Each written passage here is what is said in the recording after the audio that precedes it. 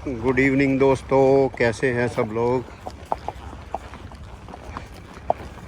काफ़ी मैसेजेज आए कि सेकंड पार्ट कब शूट होगा। तो आज राइड हुई तो सेकंड पार्ट भी शूट होगा।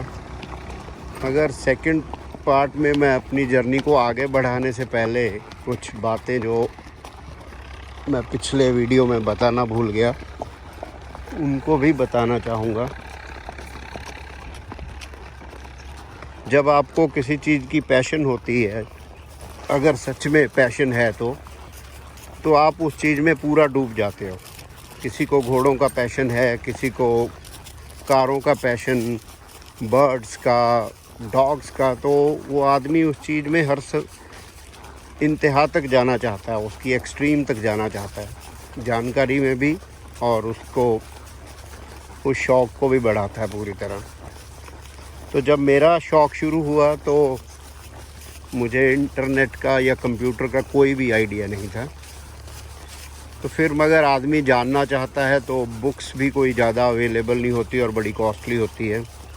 तो आपके पास एक ही ज़रिया बचता है, वो है इंटरनेट। और कंप्यूटर की ज़रूरत मुझे क्यों पड़ी?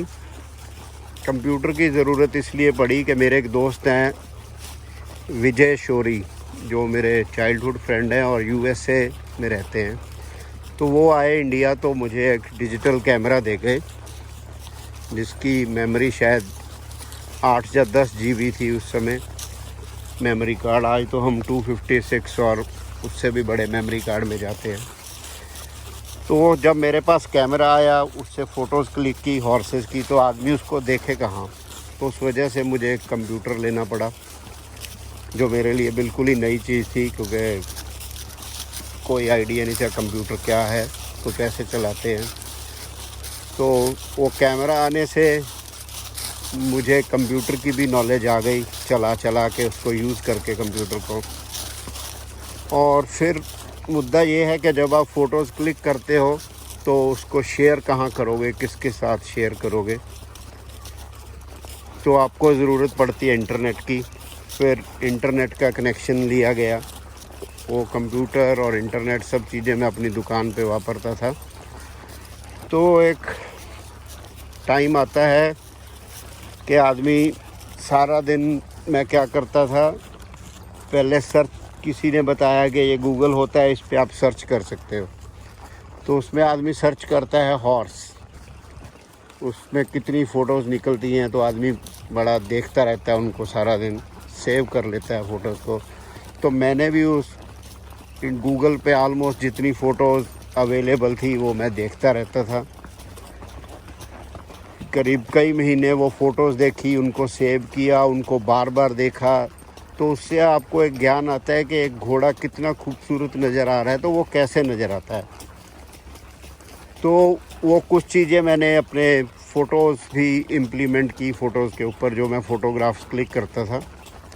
तब पहले एक वेबसाइट थी फ्लिकर, क्योंकि गूगल में सर्च करते थे आप तो फ्लिकर पे वो चीज़ें पोस्ट होती थी। तो मैंने थोड़ा थोड़ा काम अपना फ्लिकर पे पोस्ट करना स्टार्ट किया। वो कोई ऐसे ही जैसी फ़ोटो कर लेते थे वैसी डाल देते थे, बस दैट्स ऑल। और इमीडिएट बाद वहाँ पे इंटरनेट पे एक वेबसाइट शुरू हो गई, ऑरकुट। तो फिर मैंने ऑरकुट पे अपना काम शुरू कर दिया, पोस्ट करना। तो एकदम क्या होता है कि जो घोड़े वाले और सिमिलर इंटरेस्ट के लोग हैं आपसे जुड़ जाते हैं। और उस समय मैं शायद एक ही इंडियन था जो बल्क में फ़ोटोज़ पोस्ट करता था। वैसे काफ़ी लोग थे जो अपनी अपनी फ़ोटोज़ ऑरकुट पे पोस्ट करते थे, मगर मैं वो काम बल्क में कर रहा था, क्योंकि मैं पटियाला के सराउंडिंग जो घोड़े थे उनको देखने जाता, कोई घोड़े की मंडी आई उनको देखने जाता। तो थोड़ा थोड़ा लोग मुझे जानने लगे, और जैसे ही ये दायरा और बढ़ा तो उसमें फ़ॉरेन के जो लोग हैं वो भी आपके साथ जुड़ जाते हैं। मगर फ़ॉरेन के लोगों को हैंडल करना एक लेमैन के लिए बड़ा मुश्किल होता है, क्योंकि जो आदमी अपने आप को ये समझ रहा है कि मैं बड़ा अच्छा फ़ोटोग्राफ़र हूँ और मुझे घोड़ों के बारे में बहुत जानकारी है, मगर पता तब चलता है जब आदमी का पाला उस लाइन के जो सीनियर्स हैं उनसे पड़ता है। तो अंग्रेज़ लोग जो हैं वह उनको मास्टर मानता हूँ, क्योंकि उनकी जानकारी इंडियंस के कंपैरिजन में काफ़ी ज़्यादा होती है। क्योंकि हम लोग जो थे वो बिल्कुल लेमैन थे, ना हमें कोई बिट की समझ थी। जैसी बिट, हार्श बिट हमारे सीनियर्स यूज़ कर रहे थे इंडिया में, वही सब चीज़ें हम यूज़ कर रहे थे। सैडल पैड पे बैठना, कोई सैडल ना होना, या अच्छा टैग ना होना, या आपके खुद के कपड़े आदमी ऐसे पहन लेता है कि यार कोई नहीं, गंदे ही होने हैं, तो गंदे कपड़े पहन के या फटे हुए या पुराने कपड़े पहन के आदमी कोशिश करता है कि रफ़ जो क्लोथ हैं उनके साथ राइडिंग करे। तो फिर जो आपके व्यूअर्स हैं फॉरेन वाले, वो आपको कंडेम करते हैं उन चीज़ों को। शुरू में मुझे भी वो बातें बहुत बुरी लगी कि यार ये लोग किसी भी चीज़ को प्रेज़ तो करते ही नहीं है, हर एक चीज़ की बुराई करते हैं। बड़ा मन आदमी का दुखी होता है। मगर मैंने उसका एक रास्ता ढूंढा कि अगर आप चाहते हो कि आपकी प्रेज़ हो तो जिन चीज़ों को लोग कंडेम कर रहे हैं वो आप मत करो। हार्श बिट वाली फ़ोटो फेसबुक पे मत डालो, सॉरी ऑर्कुट पे मत डालो। और जो गंदे रस्से बंधे हैं घोड़े को, या संगल से घोड़े को बांधा है, या घोड़े को अगले पैरों से बांधा है, हुबल की है, या पिछले पैरों से पछाड़ी लगाई है, तो वैसी फ़ोटोज़ आप मत डालो। सो धीरे धीरे उन चीज़ों को भी मैंने फ़ोटोग्राफ़ी में इम्प्रूव किया और कोशिश की कि जिस घोड़े की फ़ोटोग्राफ़ी करनी है वो साफ़ हो, नहलाया हुआ हो, ताकि आपकी फ़ोटोग्राफ़ी पे कोई उंगली ना उठ सके। और उसी दौरान मैंने एक चेंज आई मेरी लाइफ में। मैंने एक फ़ैसला लिया कि एक DSLR कैमरा होना चाहिए। थोड़ा बहुत कहीं से पता किया कि अच्छी फ़ोटोज़ कैसे आती हैं, तो एक DSLR कैमरा लिया, D60 नाइकॉन, और उसके साथ जो लेंस आता है, जो किट लेंस आता है। मगर जब आप लोगों की फ़ोटोग्राफ़ी देखते हो तो वो बड़े प्रोफेशनल कैमरा से की होती है, तो आपको लगता है कि यार नहीं, हम उस लेवल को अचीव नहीं कर पा रहे जहाँ पे लोग हैं। सो फिर भी मैं अपने कैमरा से ट्राई करता गया। एक और लेंस लिया 70x300, जो सस्ता सा एक लेंस होता है, मगर वो आपको जूम की फैसिलिटी देता है। और फिर मेरा दायरा थोड़ा और बढ़ा, अच्छे घोड़े मैंने पास में ढूंढने शुरू किए। तो मुझे एक बड़े जेंटलमैन मिले, बाबा अजीत सिंह। बाबा अजीत सिंह जी जो हैं एक डेरे के महंत हैं। उनके पास एक नुकरा घोड़ा था स्वराज, एक घोड़ी थी भारती। तो बाबा जी और स्वराज ने मेरी फ़ोटोग्राफ़ी को इम्प्रूव करने में बहुत बड़ा मैं उनका हाथ मानता हूँ। स्वराज नुकरा घोड़ा था, बहुत ब्यूटीफुल और वेल बिहेव्ड, जो बाबा जी के बिल्कुल कंपेनियन की तरह था और उनके सारे इशारे समझता था, और वो एक बहुत अच्छा मॉडल था। सबसे ज़्यादा फ़ोटोग्राफ़ी मैंने शुरू में उसकी की, और उस घोड़े ने मुझे फ़ोटोग्राफ़ी में फ़ेमस करने में काफ़ी रोल प्ले किया। सो जब आप फेमस होते हो तो फिर आदमी घर से दूर भागता है, थोड़े मेले और देखता है। इन द मीन टाइम मेरे दोस्त बढ़ने लगे, तो मैं एक बार मेरे दोस्तों के साथ राजस्थान भी गया घोड़े देखने के लिए, पुष्कर फेयर भी गया। फ़र्स्ट टाइम जब मैं पुष्कर गया तो मुझे कोई ज़्यादा लोग नहीं जानते थे।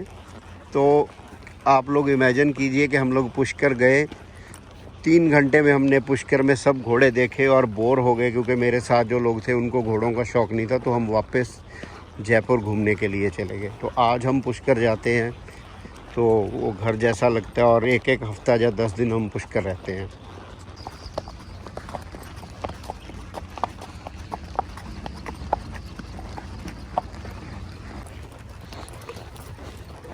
वो एक बड़ा क्रूशियल समय था कि घोड़े मुझे मेरी दुकान पे बैठने नहीं दे रहे थे, और अब फाइनेंशियली भी थोड़ा पीछे आने लगते हो, और घोड़ों का शौक़ करने के लिए आपको और पैसे चाहिए, घूमने के लिए, घोड़े देखने की भूख को मिटाने के लिए भी बहुत सारी एनर्जी और पैसे आपको चाहिए।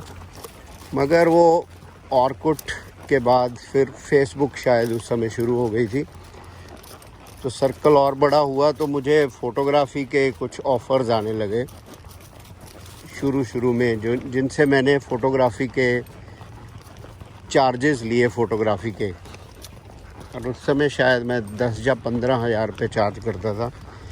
शुरू में जिन लोगों से मैंने फ़ोटोग्राफ़ी की चार्जेस लिए, उनमें से मुझे अब भी याद है पिंदर सिद्धू, जो यूके में रहते हैं, उनके घोड़ों की फ़ोटोग्राफ़ी मैंने काफ़ी बार की। उससे मुझे थोड़ी फाइनेंशियल हेल्प मिलती रही।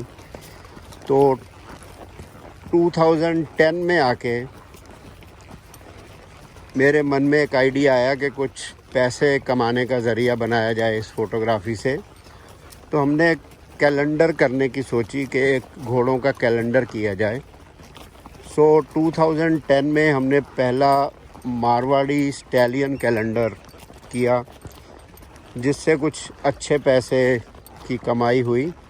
तो फिर मुझे लगने लगा कि अब ये टाइम है कि हम पहली जो अपना काम है, दुकान है, उसको बाय बाय करनी चाहिए अगर आप एक्सेल करना चाहते हो और घोड़ों में होल टाइमर बनना चाहते हो।